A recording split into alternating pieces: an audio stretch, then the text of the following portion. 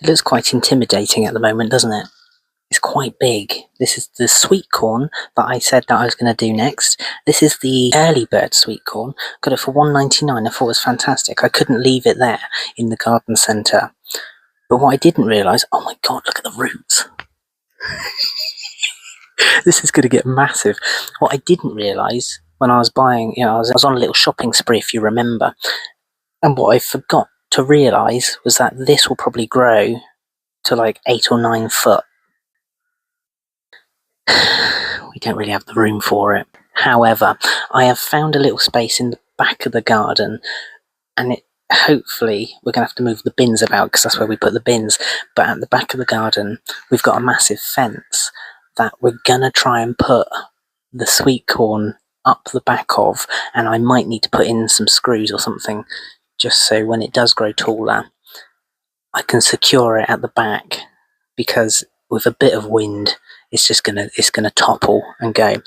Anyway, that led me to going to the shop and getting this massive base pot. So basically, this is all going to be filled with compost. So hopefully the bottom, with the weight of the compost, that's why I went for a slightly taller pot. Hopefully that should keep it weighed down. But we've also got a good amount of room inside the pot. I'm going to need to drill some holes in that. So what I'm going to need to do is maybe split them, because I think there's like 10 in here. There's quite a lot in here in one little pot. So I'll probably split them, but keep them in the same big pot, because I watched a very quick YouTube video on how to look after corn. Like I said, I'm a novice. I don't know how to do any of this. That is the point of these videos. So what I've came to learn is that they pollinate on the leaves at the top, which is why they need to stay together. And what I've learned is that the pollen on top of the leaves blows off in the wind onto the other leaves, and that's what makes the corn grow. I don't know either. Don't ask me. But the interesting thing here is what I was going to do is split them up and put them in separate bits of the garden. But I'm not going to do that now knowing that they kind of need to be together to pollinate together in order to get a crop off of them. So that's what I'm going to do. That's the plan. So hopefully we can actually look after this, and I'm dead serious about trying to make this work, because although it's a bit daunting, I really want this to work, because I think it would be really good to grow some sweet corn. And also I think it will show my ability, even though I don't know what I'm doing. I've learnt off of another video off of YouTube to then be able to go, oh, okay, this is what I need to do. This is how I'll look after it. This is how I'm going to be doing all of the gardening. So yeah, it's quite exciting in a way, but hopefully we can learn along the way. And if it goes wrong, it goes wrong. If it doesn't, it doesn't. And we get a crop and everyone's happy at the end of the day. But yeah, I hope it goes well. I really do. So let's pot this on and see what we can do from this point forward. So this is an extra early and very sweet variety which crops from the end of August onwards. Enrich soil with garden compost or well-rotted manure.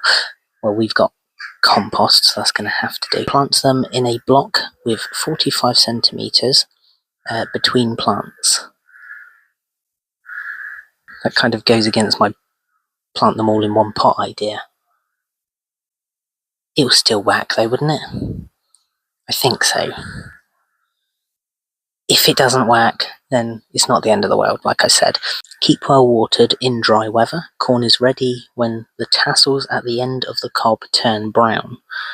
Check by pinching a kernel. If the juice is milky, then the cobs are ready. Well, it sounds quite exciting. So with them being wind pollinated, I think it will be better if they were together. Okay, let's just do this. Let's do it. Let's get on with it. So first of all, I need to make some holes in the pot, and then we're good to go. Right, holes made at the bottom. So now we need to fill it with compost.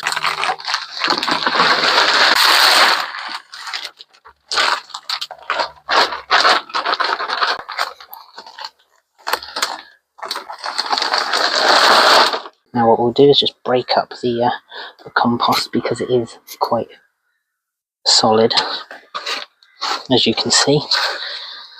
But again, when you think back to like a field is normally like this, isn't it?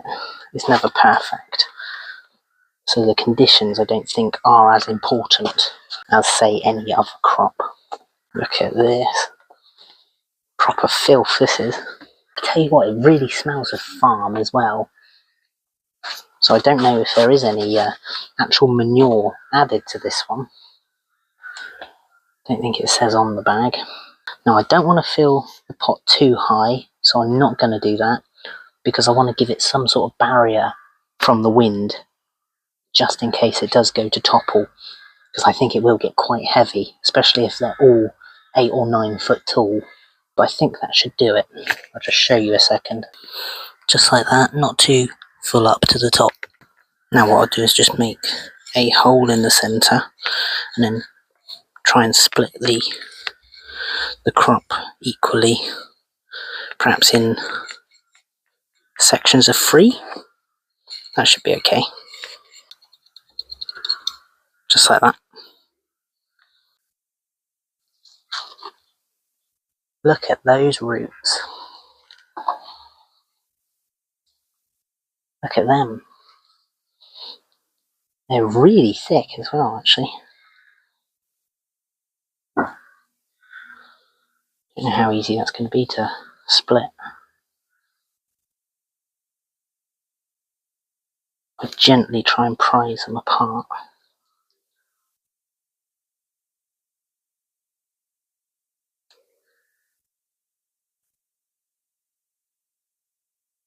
We might only get 2 bunches. So that changes things now. If we do two separate holes here, then have a bunch in there and a bunch over here. And then what we'll do is just fill in this bit here with the compost. We'll do the same over here.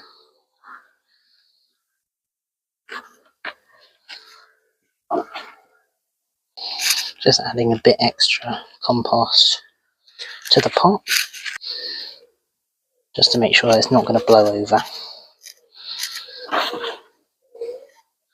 It needs to be nice and secure.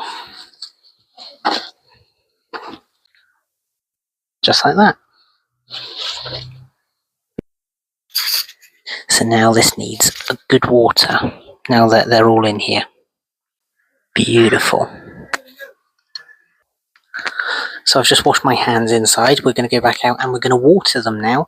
And we need to put the original tag in, but perhaps with a date on it. That would be good, actually, if I just write the date on the back of the original tag. So as you can see, I've only managed to put them into 2 sections because it wouldn't break apart that easy.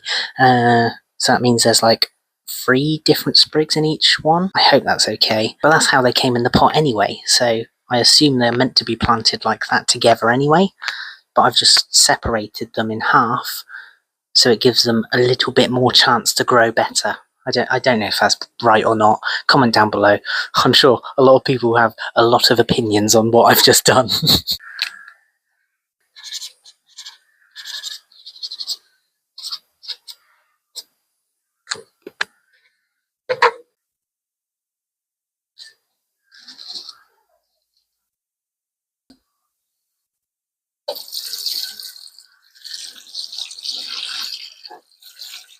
That's the sweet corn now done, which is fantastic. Another thing off my mind, because I've been worrying about that one. Let's see how much they grow in the next few weeks. Hopefully twice as big, and I'll keep you updated if there's any problems or if anything's going wrong, if they've toppled over or if they've stopped growing because I've pulled the roots apart.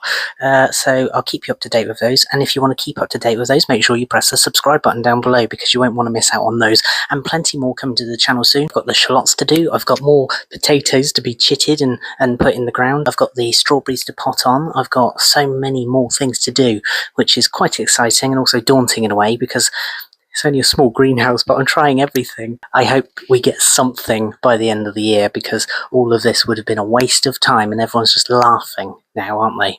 It is the laughable harvest though, so don't miss out on more coming soon. Thanks for watching. Speak to you soon. Cheers.